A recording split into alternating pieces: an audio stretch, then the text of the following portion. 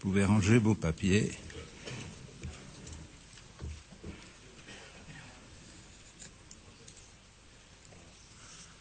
Monsieur le cardinal André XXIII, à la veille de la tenue à Lourdes de l'Assemblée plénière de la Conférence des évêques de France, vous avez informé Sa Sainteté le pape Benoît XVI des principaux points du programme de vos travaux. S'unissant par la prière aux membres de cette assemblée qu'il confie à l'intercession de Notre-Dame de Lourdes, le Saint-Père leur adresse son cordial salut en un moment marquant pour la vie de l'Église en France. Les sujets que vous avez retenus révèlent l'importance que vous souhaitez donner au renouveau de la vie spirituelle dans vos diocèses. Au cœur de ce renouveau, la vitalité de la vie consacrée sous ses différentes formes prend une place de choix.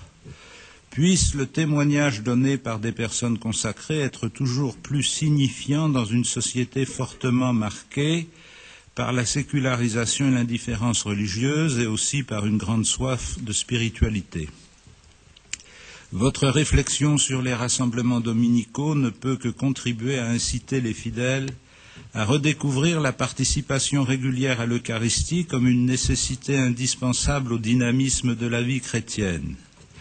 Que la préparation de la prochaine année de la foi que le Saint-Père vient de promulguer soit aussi pour vous l'occasion de trouver les moyens adéquats pour la célébrer dans vos diocèses de manière digne et féconde, permettant ainsi à ceux qui croient en Jésus-Christ de revigorer leur adhésion à l'Évangile et leur témoignage de vie chrétienne. Aux évêques de France réunis près de la grotte de Massabielle, ainsi qu'à tous les participants à cette assemblée, le Saint-Père adresse de grand cœur la bénédiction apostolique. Heureux de vous transmettre ce message de Sa Sainteté, je vous assure de ma prière fraternelle pour le bon déroulement de vos travaux. Cardinal Tarcisio Bertone, secrétaire d'État de Sa Sainteté.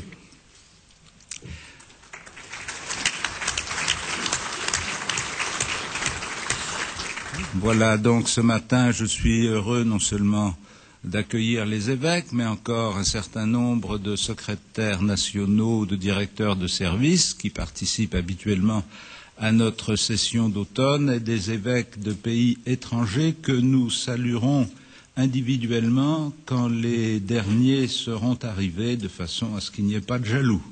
Mais ils sont déjà les bienvenus.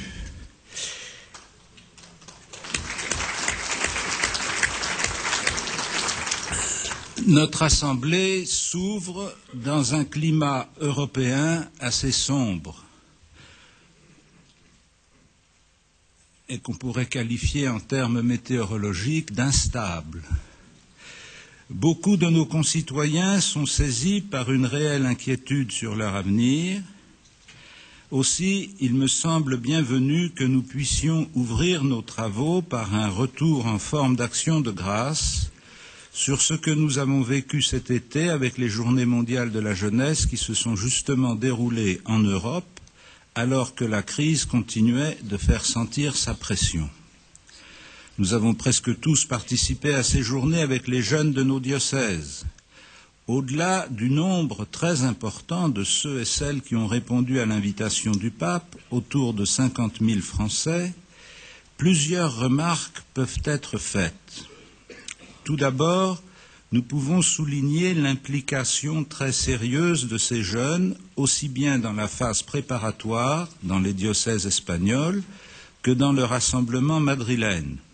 Pour eux, il ne s'agissait pas d'une aventure touristique, mais d'une véritable démarche de foi, et nous avons été témoins de véritables conversions.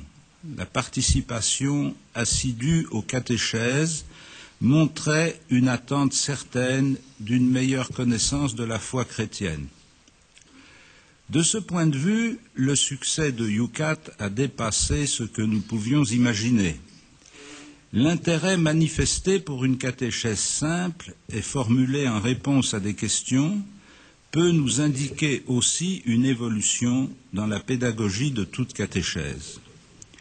Nous devons peut-être mieux prendre en compte une attente simple de jeunes qui cherchent à connaître ce que notre foi peut dire sur les grandes questions de leur existence. Cette attente reflète sans doute un certain désarroi ou une certaine inquiétude de garçons et de filles auxquels l'effacement durable des idéologies et l'indétermination des repères éducatifs n'apportent aucune réponse. Nous disons volontiers qu'il y a un manque de repères. Il est donc heureux de trouver quelques modalités d'une réponse à ce manque de repères. Enfin, il me semble qu'à travers cette forte expérience spirituelle des jeunes, notre Église en France peut se féliciter du signe qui est ainsi donné à nos concitoyens. Dans un climat d'incertitude sur l'avenir, la mobilisation forte de 50 000 jeunes constitue une espérance pour notre Église et plus largement, elle dit quelque chose sur la jeunesse de notre pays. Elle manifeste que cette jeunesse n'est pas sans ressources ni sans capacité d'engagement. Dans une société vieillissante, nous voyons qu'il y a de nouvelles forces pour construire la société de demain. Mais nous devons aussi entendre les questions de ces jeunes qui sont bien éloignés des débats des générations précédentes.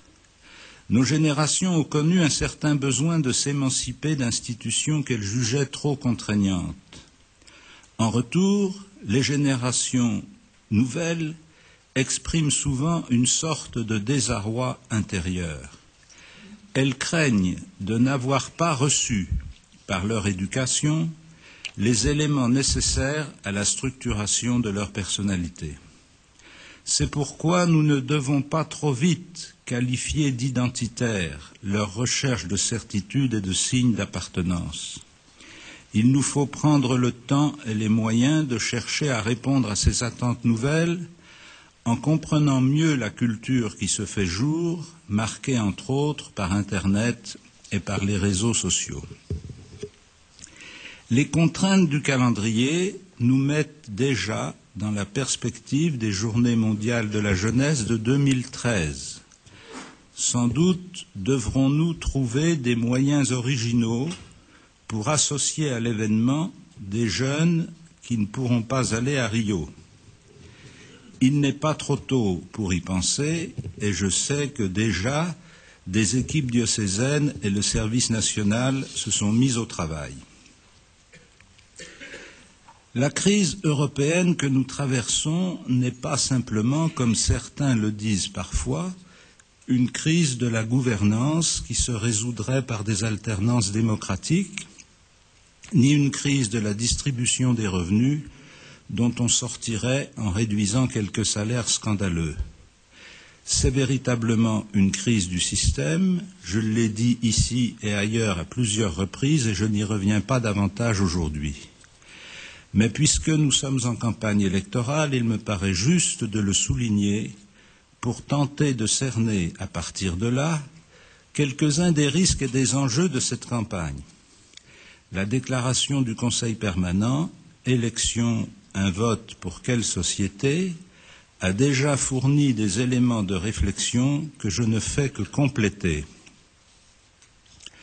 Le premier risque, qui n'est pas illusoire si nous comprenons ce qui se passe depuis quelques semaines, serait de croire que l'enjeu des élections à venir est de choisir simplement un homme ou une femme et de se laisser enfermer dans une sorte de comparaison des personnalités. L'opposition à une politique, la contestation des aptitudes de l'un ou l'autre candidat sont légitimes et peuvent contribuer au débat démocratique. Mais en revanche, les agressions sur l'intégrité ou les intentions des personnes débouchent sur la haine et le mépris. Il n'y a pas de véritable démocratie sans un respect des adversaires et un jugement honnête de leurs actes et de leurs propositions. Le second risque serait de nourrir l'illusion que dans la crise actuelle, un programme, si élaboré et si sérieux soit-il, viendra facilement à bout des difficultés auxquelles nous sommes confrontés. Imaginer cela serait compromettre la confiance que l'on doit avoir dans les élus et les encourager à promettre l'impossible. Nous ne sommes pas dans une situation où quelques faveurs fiscales ou quelques financements exceptionnels pourraient changer durablement la donne économique. Il convient que les hommes et les femmes politiques affrontent leur mission avec lucidité et franchise pour que nous puissions espérer sérieusement qu'ils l'accomplissent avec succès. Ce serait mépriser les électeurs que de leur faire croire que tout va s'arranger, moyennant quelques corrections à la marge. Celles et ceux qui vont briguer nos suffrages doivent avoir déjà le courage politique de dire clairement les contraintes de l'avenir et de montrer qu'ils sont résolus à affronter les insatisfactions. Le troisième risque serait de laisser croire que nous pouvons indéfiniment continuer de vivre à crédit. En accumulant les déficits et le poids de la dette qui obèrent les investissements pour l'avenir, on consommera les chances des jeunes générations et on mettra sur leurs épaules un fardeau insupportable. Même si nous savons que la consommation est un des leviers de la croissance, nous ne pouvons pas continuer à laisser dépendre toute l'activité économique d'une énième relance de cette consommation par l'aggravation de la dette publique. Il ne suffit pas d'appeler à de nouveaux modes de vie, il faut que nous ayons tous le courage de mettre en œuvre ces nouveaux modes de vie et que nous apprenions à donner le signe d'une consommation plus raisonnable et plus équitable. Grâce à Dieu, des initiatives d'entrepreneurs commencent à aller dans ce sens. Et il est important de rappeler que si la dette publique de la France est très élevée, le taux de l'épargne privée y est aussi particulièrement haut. Ce n'est pas le moindre paradoxe, mais cela signifie que notre pays a des ressources économiques et humaines pour investir de nouveaux chantiers, même si ceux-ci ne sont évidemment pas sans risque. Enfin, nous voyons que les tentations de repli et de fermeture de l'Europe ne sont pas imaginaires. Non seulement nous sommes tentés de rejeter à la mer, et hélas, il ne s'agit pas seulement d'une image, ceux qui viennent chez nous poussés par la misère, mais nous venons de vérifier que nous pouvons être tentés de laisser certains pays européens sombrer pour sauver notre fragile équilibre. Qu'il existe des mesures nécessaires pour aider au développement des pays pauvres ou pour améliorer la gestion de certains pays d'Europe est une chose. Que la solution soit de fermer nos portes pour préserver notre petite zone de relative prospérité en est une autre. Veillons à ne pas nous laisser entraîner dans la spirale de l'égoïsme, de l'isolationnisme ou de la xénophobie. Comme l'a rappelé récemment avec force le document du Conseil pontifical Justice et Paix, les solutions sont à chercher dans la concertation internationale et dans la mise en place de régulations fiables. C'est dans ce contexte difficile que nous sommes appelés à témoigner de l'Évangile dans notre société démocratique et notre État laïque. Au cours de l'année écoulée, nous avons vu fleurir des tentatives pour exprimer d'une manière renouvelée le pacte républicain de la laïcité. Peut-être cet exercice aurait-il été plus fécond si les enjeux en avaient été clairement exprimés. S'agissait-il d'une meilleure mise en œuvre de la laïcité ou d'une nécessaire adaptation d'un certain nombre de règles publiques à l'émergence de l'islam en France? En tout cas, la publication par le ministère de l'Intérieur de l'ensemble des textes législatifs et réglementaires qui régissent les rapports de l'État et des cultes devrait aider à cette clarification. En effet, nous savons tous qu'une grande partie des difficultés rencontrées, qui ne concernent pas seulement l'islam, viennent de ce que beaucoup ignorent les données légales et la jurisprudence qui en a découlé. Historiquement, les interprétations de la loi de 1905, sous quelque majorité politique que ce soit, ont presque toujours été dans le sens d'une application libérale de la loi, comme l'avaient d'ailleurs souhaité les législateurs les plus écoutés à l'époque. Et les derniers arrêts du Conseil d'État en 2011 en sont encore un signe évident. Au contraire, ceux qui contestent cette interprétation ouverte de la loi peuvent être tentés de s'appuyer sur les excès de certains groupes minoritaires, qu'ils soient musulmans, juifs ou chrétiens. Nous constatons d'ailleurs que leur tentative de durcir le sens et l'application de la loi de 1905 pour tous repose sur une illusion largement partagée et profondément ancrée, selon laquelle la seule manière de réguler l'exercice des religions est de les marginaliser, ou pour dire les choses plus crûment, que la société sera en ordre quand les religions seront éteintes. Répétons-le encore une fois, une lutte efficace contre les comportements fanatiques ne viendra pas d'une exclusion des religions de l'espace public. Elle suppose au contraire une meilleure connaissance des religions et un apprentissage pratique de leur coexistence. La Déclaration universelle des droits de l'homme et ses prolongements ont plus de pertinence que ses défenseurs ne le croient parfois. La liberté de conscience n'est pas seulement une liberté privée, elle suppose une liberté de culte et de manifestation publique de ses croyances dans le respect de l'ordre public. La responsabilité républicaine authentique porte donc sur ce respect de l'ordre public et non sur l'organisation des religions. Quelques-unes de ces questions ont été reprises lors du colloque organisé par la Conférence des responsables de culte en France au Sénat le 17 octobre dernier. Mais notre regard ne se limite pas à l'Hexagone et aux territoires et départements d'outre-mer.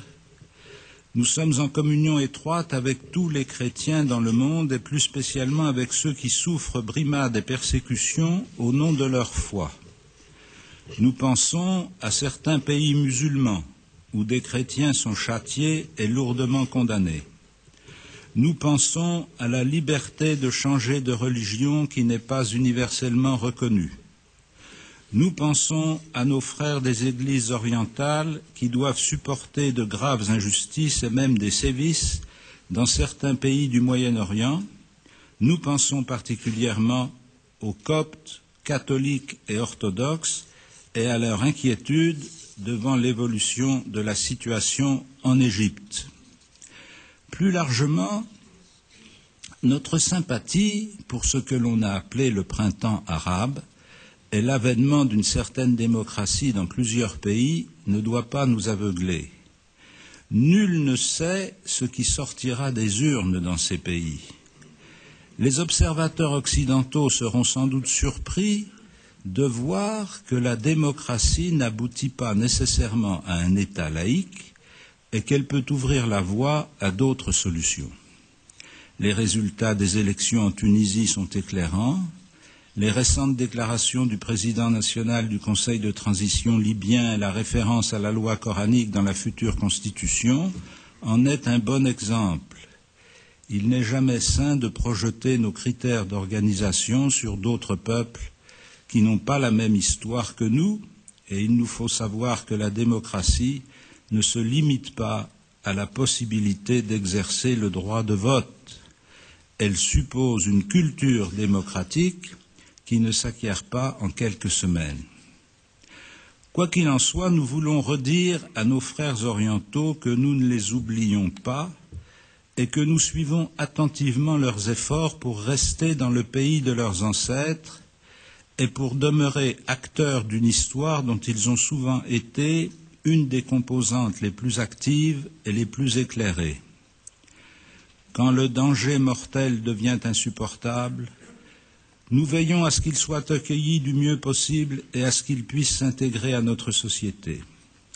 Mais nous croyons aussi que nos efforts pour développer en France des relations civilisées avec les autres religions, et en particulier avec l'islam, peuvent contribuer à changer quelque chose à leur situation dans les pays musulmans.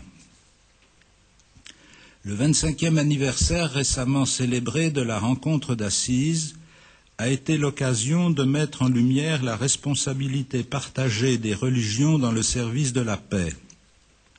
Il a donné lieu à des rencontres entre les religions dans différents diocèses de France, et ce fut aussi l'occasion de manifester publiquement que, contrairement à certaines thèses complaisamment diffusées, les religions ne sont pas nécessairement des causes de violence et de guerre, mais au contraire des artisans de la paix.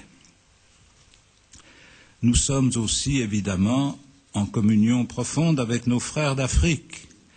Le Bénin vient de fêter le 150e anniversaire de son évangélisation auquel le cardinal Barbarin et moi-même avons participé, et le Bénin va recevoir bientôt le pape Benoît XVI pour la promulgation de l'exhortation apostolique consécutive à la 2e session du synode des évêques pour l'Afrique. Mais nous pensons aussi à nos frères de la République démocratique du Congo en pleine période électorale à haut risque, et à ceux des pays de la Corne de l'Afrique et aux populations confrontées à la famine et à des violences endémiques. Les quelques jours que nous allons vivre ensemble vont être l'occasion d'un grand travail de mise à jour. Plusieurs groupes de travail et commissions ou conseils vont faire le point de leurs dossiers, notamment le groupe Environnement et Écologie et le groupe Rassemblement dominicaux. Nous aurons aussi des informations sur différents sujets, en particulier avec les représentants de la COREF et sur l'évolution de la rédaction des statuts de l'enseignement catholique. Notre Assemblée sera aussi fort occupée par des votes nombreux puisqu'un certain nombre de présidences de commissions ou de conseils sont à pourvoir. Nous allons fournir les informations nécessaires avant ces élections. D'ores et déjà, vous avez reçu un tableau complet des élections à réaliser et comme vous le savez, cette Assemblée d'automne est aussi l'Assemblée générale de notre association au cours de laquelle nous votons le budget.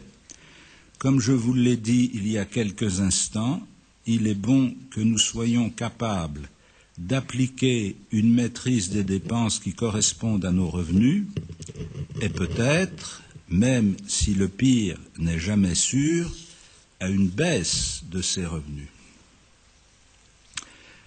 Nous aurons aussi à élire les membres que nous proposerons pour la session ordinaire du Synode des évêques sur la nouvelle évangélisation à l'automne 2012. Avant de procéder à cette élection, nous vous rendrons compte de la synthèse nationale de nos réponses et je pense que Monseigneur Carré, qui vient d'être nommé par le pape rapporteur spécial du Synode, pourra nous parler du travail du Conseil pontifical dédié à la nouvelle évangélisation dont il est membre. La préoccupation du Saint-Père qui s'est traduite par la création de ce Conseil rejoint évidemment un certain nombre des questions auxquelles nous confronte chaque jour notre situation pastorale. Le recueil des initiatives que nous avons élaborées l'an dernier en est un bon témoignage. Le terrain de la nouvelle évangélisation, c'est chacun de nos diocèses, chacun de nous est concerné. C'est dans ce mouvement de la nouvelle évangélisation que nous recevons le motu proprio Porta Fidei et l'annonce de l'année de la foi à laquelle nous invite le pape pour 2012-2013. Nous nous réjouissons que l'annonce précoce de cette initiative nous permette non pas de l'oublier, mais de préparer dans nos diocèses la célébration du 50e anniversaire de l'ouverture du Concile Vatican II et du 20e anniversaire de la publication du catéchisme de l'Église catholique, et qu'elle place cette commémoration sous le signe de la foi. La volonté explicite du pape de joindre ces 4 événements, le synode pour la nouvelle évangélisation, l'anniversaire de l'ouverture du Concile, celui de la publication du catéchisme et l'année de la foi, s'inscrit évidemment dans le droit fil des démarches de Paul VI et de Jean-Paul II, qui l'un et l'autre ont toujours lié la mise en œuvre du Concile à un renouveau de la foi et le renouveau de la foi à la mise en œuvre du Concile. Ce trop large tour d'horizon ouvre maintenant un temps de débat sur l'actualité par lequel nous allons commencer nos travaux. Je vous remercie.